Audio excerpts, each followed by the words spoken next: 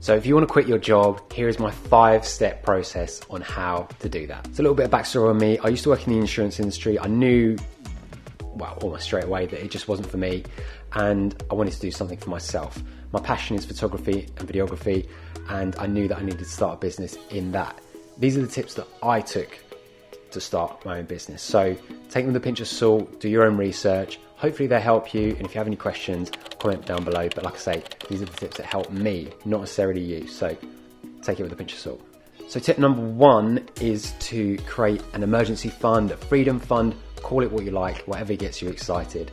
And the idea behind that is to get 3 to 6 months expenses ready for when you quit your job. So when you actually do go, you've not got that instant pressure you need to earn money in the first day, first week. And I did that. I did 3 months. I was a bit too keen to leave, and I was just like, right, that's enough, I'm off. And one of the other tips actually helped with that, which I'm going to explain later in the video. Ways you can do that: cut down your expenses. If you've got subscriptions that you no longer use, you can sell things, anything.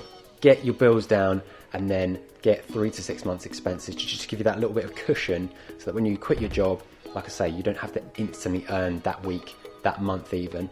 And worst ways, it gives you a deadline. So you say, right, in 3 to 6 months, if this doesn't work, I'm going back to find another job, or going back to my old job. So step number 2 is to make a portfolio. So whether you're a graphic designer, photographer, videographer, go out and message companies and say, can I make a video? Can I do some photos for free?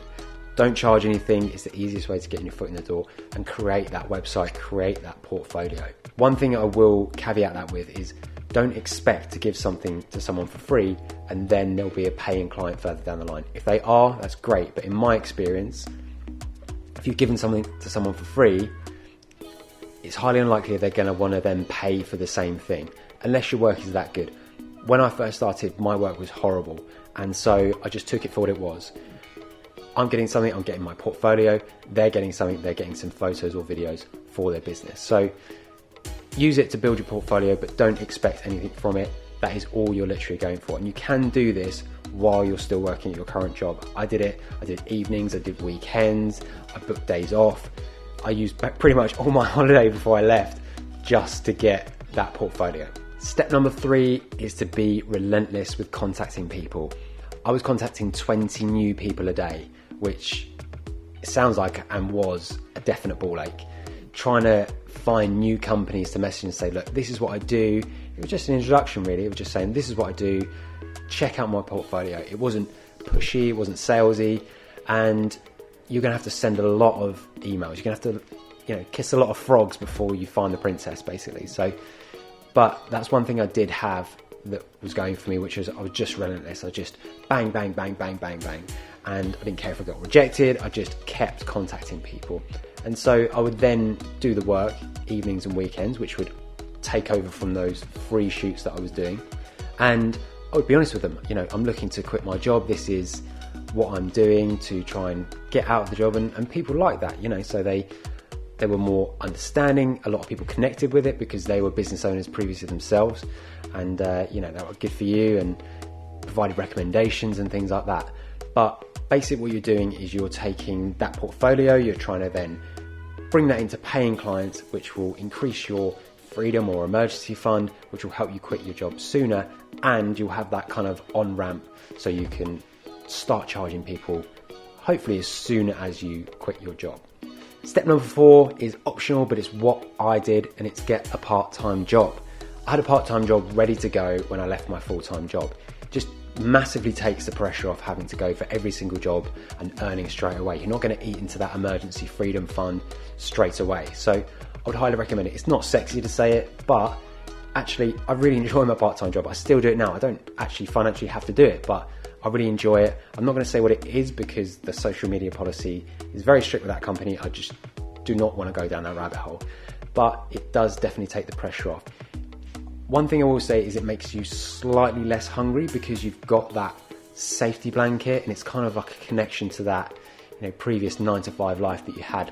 But if you're kind of motivated and driven, which if you're trying to do this sort of thing, then I'm assuming you are, then you shouldn't have any problems, and it just will take that pressure off completely. Step 5, hopefully this isn't a cop-out for you, but it's keep creating, keep learning, keep growing. Because what I did was I was so focused on quitting my job. I had like the plan that I've just told you about, and I got there, did it, and then I was like, whoa, what now? I had this massive goal and I finally did it, and then I was like, okay, what happens next? So what I mean to say by learning and growing and continue to, ask for help, is that you will overcome new challenges and new goals. So don't feel like this is going to be the end. You quit your job, it's not going to be nirvana from then on, and you'll probably sympathize with your boss previously. There's a lot of stresses and a lot of things that you don't think about. You just think it's going to be all rosy. I think I'm just going to be shooting photos and videos for high paying clients and life's going to be so good and I'm going to work from a laptop on the beach in Bali. But it really isn't that. You've got taxes, you've got loads of other things that you need to consider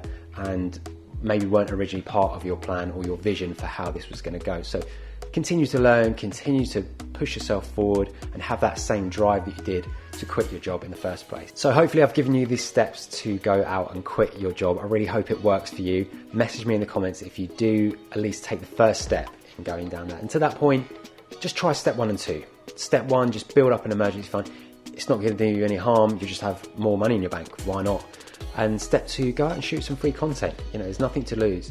You might find that it isn't for you. You don't like working for people. You want to do something else, but at least you've given it a go. And for me, there is no looking back. I couldn't think of a world where I'm not self-employed now. So there's going to be hurdles, there's going to be bumps in the road. And if you want to find out about those, I have another series I've started, which is 2 weeks at a time, which is going into me as a filmmaker and what I'm doing 2 weeks at a time. So that might give you some insight on how busy you may or may not be. But anyway, like I say, hopefully that's giving you the tools to quit your job, and I will see you next week. Don't get dejected if you get rejected. Dejected if you get rejected. Yeah, that works. I think I maybe get a t-shirt in that. Don't know. Anyway, don't get dejected. Fuck it. Throw me off now.